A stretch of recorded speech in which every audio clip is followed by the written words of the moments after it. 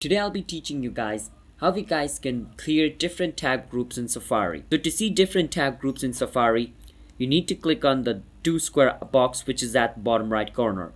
And as you guys can see, if I keep on swiping, all of these different tab groups is going to be shown to me like this. And if you want to know how to create it, you can just click on the 3 dot at the bottom of the screen and click on where it says new empty tab group and name the group anything you want and click on save, and you would have created yourself a new tab group. But let's say you created yourself multiple tab groups and you want to delete some of them. To do that, you just want to hold on one of the tab groups name and click on delete, and the tab group will be deleted. Similarly like this, that is how we guys can clear a different tab group in Safari. So if you guys found our video helpful, then hit the subscribe to our channel how to guide for future videos like this. And if you guys have any question, you can ask us in the comment. I'll be happy to answer you guys. I will see you guys in my next video. Until then, have a nice day and peace out.